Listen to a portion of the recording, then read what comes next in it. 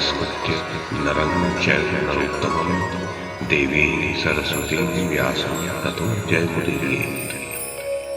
ओम नमो भगवते वासुदेवाय, ओम नमः पितामहाय, ओम नमः प्रजापतिभ्यः, ओम नमः कृष्णद्वैपायनाय, ओम नमः सर्वविघ्नविनायकेभ्यः।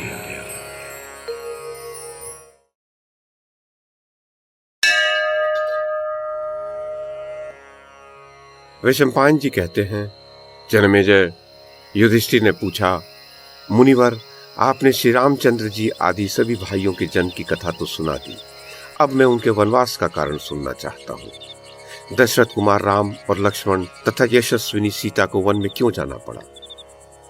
मार्कंडेय जी ने कहा, अपने पुत्रों के जन्म से राजा दशरथ को बड़ी प्रसन्नता हुई। उनके वे तेजस्वी पुत्र क्रमशः बढ़ने लगे। उन्होंने उपनयन के पश्चात विधिवत ब्रह्मचर्य का पालन किया और वेद तथा रहस्य सहित धनुर्वेद के पारंगत विद्वान हुए। समयानुसार जब उनका विवाह हुआ, उस समय राजा विशेष प्रसन्न और सुखी हुए। चारों पुत्रों में राम सबसे ज्येष्ठ थे। वे अपने मनोहर रूप और सुंदर स्वभाव से समस्त प्रजा को आनंदित करते थे।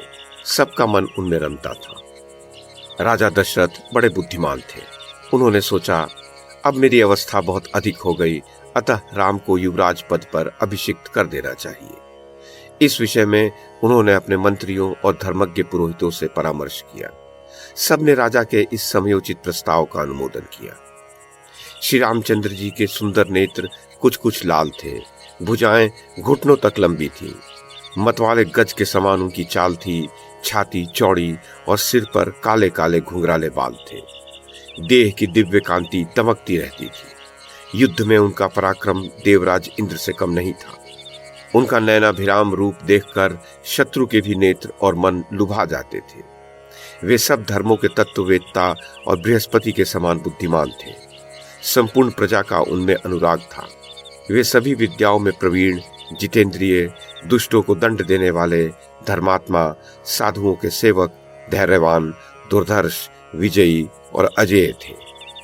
ऐसे गुणवान तथा माता कौशल्या का आनंद बढ़ाने वाले पुत्र को देख देख कर राजा दशरथ बहुत प्रसन्न रहा करते थे। श्री रामचंद्र जी के गुणों का स्मरण करते हुए राजा दशरथ ने पुरोहित को बुलाकर कहा, ब्राह्मण, आज पुष्य नक्षत्र है।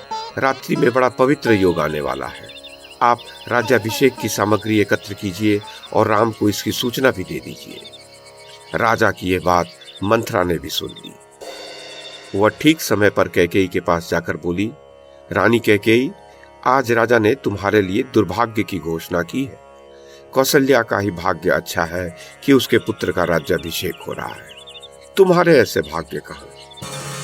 तुम्हारा पुत्र तो राज्य का अधिकारी ही नहीं है। युधिष्ठिर, मंथरा की यह बात सुनकर सूक्ष्म कटि प्रदेश वाली देवी कैकेयी समस्त आभूषणों से विभूषित हो परम सुंदर रूप बनाकर एकांत में अपने पति के पास गई। उसकी मुस्कुराहट से उसके शुद्ध भाव की सूचना मिल रही थी।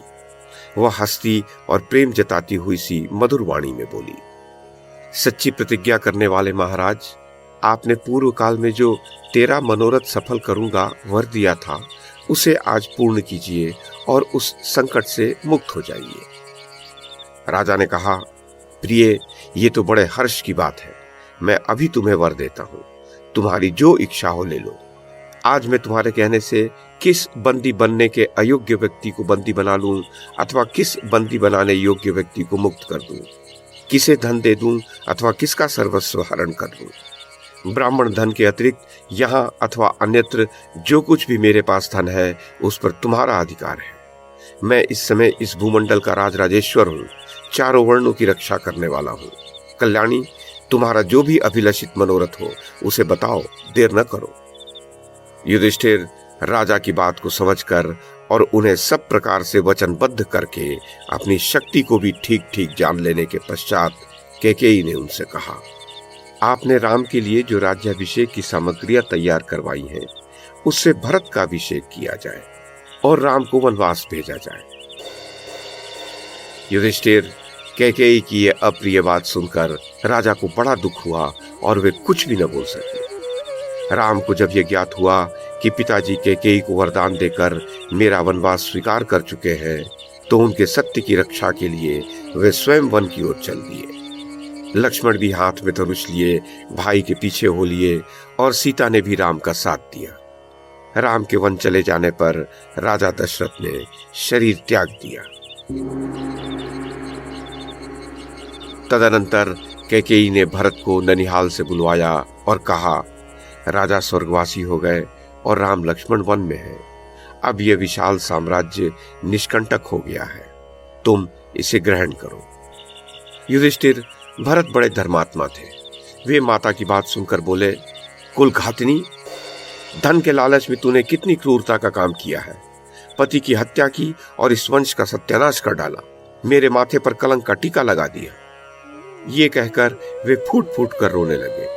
उन्होंने सारी प्रजा के सामने अपनी स्थिति स्पष्ट करते हुए कहा कि इस षड्यंत्र में मेरा कदापि कोई हाथ नहीं है। फिर वे श्री रामचंद्र जी को लौटा लाने की इच्छा से कौशल्या, सुमित्रा और कैकेयी को आगे करके शत्रुघ्न के साथ वन को चले। साथ में वशिष्ठ, वामदेव आदि बहुत से ब्राह्मण और सहस्त्रपुरवासी भी थे। चित्रकूट पर्वत पर जाकर भरत ने लक्ष्मण सहित राम को धनुष हाथ में लिए तपस्वी के वेश में देखा। भरत के अनुनय विनय करने पर भी राम ने लौटना स्वीकार न किया। पिता की आज्ञा का पालन करना था, अतः उन्होंने भरत को ही समझा बुझाकर वापस कर दिया। भरत जी अयोध्या न जाकर नंदीग्राम में रहने लगे और भगवान श्री राम की चरण पादुका सामने रखकर राज्य का प्रबंधन देखने लगे। युधिष्ठिर, राम ने सोचा, यदि यहाँ रहूंगा तो नगर और प्रांत के लोग निरंतर आते जाते रहेंगे। इस कारण से वे शरभंग मुनि के आश्रम के पास घोर वन में चले गए। शरभंग का आदर सत्कार करके वे दंडकारण्य में जाकर गोदावरी नदी के सुरम्य तट पर रहने लगे। वहां से पास ही जनस्थान नामक वन का एक भाग था, उसमें वही खर नाम का राक्षस रहता था। शूर्पणखा के कारण राम का उसके साथ वैर हो गया। श्री रामचंद्र जी ने वहां के तपस्वियों की रक्षा के लिए 14 सहस्र राक्षसों का संहार किया। महाबलवान खर और दूषण का वध करके उन्होंने उस स्थान को धर्मारण्य एवं निर्भय बना दिया। शूर्पणखा के नाक और होठ काट लिए गए थे, इसी के कारण ये विवाद खड़ा हुआ था। जब जनस्थान के वे सब राक्षस मारे गए तो शूर्पणखा लंका गई और दुख से व्याकुल होकर रावण के चरणों में गिर पड़ी। उसके मुख पर अभी भी रक्त के धब्बे बने हुए थे जो सूख गए थे। अपनी बहन को इस विकृत दशा में देखकर रावण क्रोध से विह्वल हो उठा और दांत कटकटाता हुआ सिंहासन से कूद पड़ा।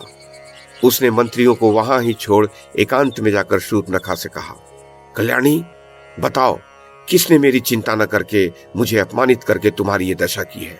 कौन तीखा त्रिशूल लेकर अपने सारे शरीर में चुभोना चाहता है? कौन सिंह की दाढ़ों में हाथ डालकर बेखटके खड़ा है? युधिष्ठिर, इस प्रकार बोलते हुए रावण के कान, नाक और आंख आदि छिद्रों से अग्नि की लपटें निकलने लगी। शूर्पणखा ने राम के पराक्रम और खरदूषण सहित समस्त राक्षसों के संहार का सारा वृत्तांत कह सुनाया। रावण ने अपनी बहन को सांत्वना दी और उस समय का कर्तव्य निश्चित करके नगर की रक्षा आदि का प्रबंध कर आकाश मार्ग से उड़ गया। उसने गहरे महासागर को पार किया, फिर ऊपर ही ऊपर गोकर्ण तीर्थ में पहुंचा। युधिष्ठिर, वहां जाकर रावण अपने भूतपूर्व मंत्री मारीच से मिला, जो श्री रामचंद्र जी के ही भय से वहां छिपकर तपस्या कर रहा था।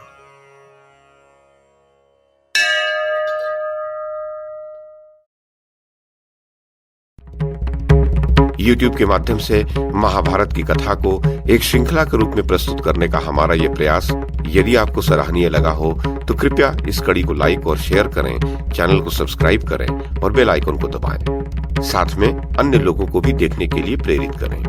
धन्यवाद और नमस्कार।